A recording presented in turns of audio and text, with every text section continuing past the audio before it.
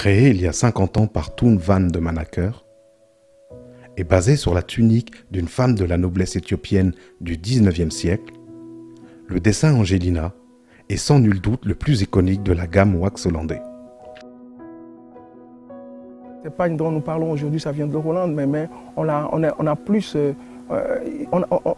c'est plutôt à notre peau que d'eux-mêmes, quoi. Ils l'ont fabriqué, ils l'ont fait, mais nous, on se voit plus là-dedans. Angelina, c'est un tissu d'empreinte africaine, puisque c'est un tissu qui a servi, qui a été vraiment une icône, qui a été un symbole vraiment de cette lutte qu'a menée la communauté noire africaine, de la diaspora comme du continent. C'est vrai que c'est devenu un tissu mondialement reconnu, universellement accepté, mais c'est quand même un tissu avec l'empreinte africaine. Le design a plu parce que ça rappelle peut-être nos ancêtres, ça rappelle un peu les graphismes pharaoniques et autres. Je pense que c'est plutôt ça qui a plu, et puis encore le fait que ce soit un pagne qui se coud symétriquement, c'était ça surtout qui a plu. En fait, quand on regarde un peu la composition, je pense que ce designer était très ingénieux.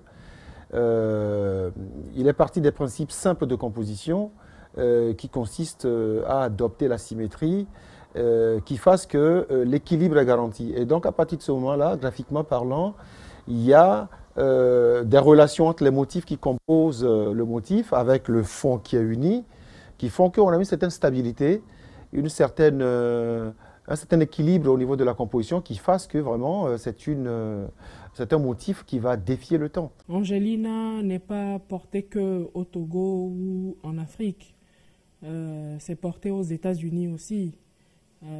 Disons qu'en Afrique du Sud, on l'appelle là-bas Myriam Makeba. Et ailleurs, on l'appelle en Éthiopie, c'est Addis Abeba. Ailleurs, c'est Dashiki. Et chez nous, c'est Angelina.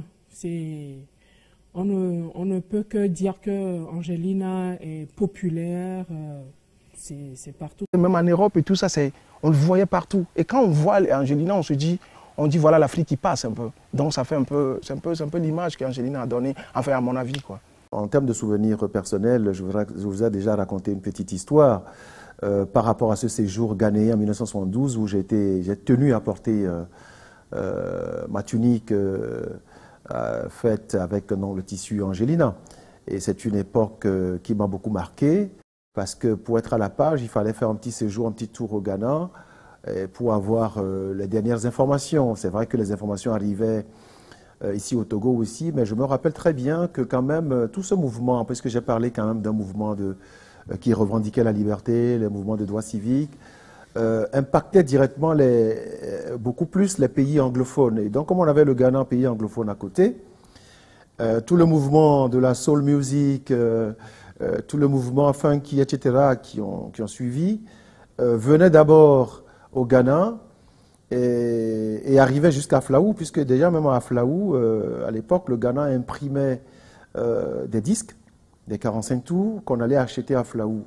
Et aller acheter un disque comme ça de Wilson Pickett par exemple, ou de Temptation ou Aretha Franklin, on avait l'opportunité en même temps de regarder le nouveau modèle qu'on pouvait faire avec Angelina.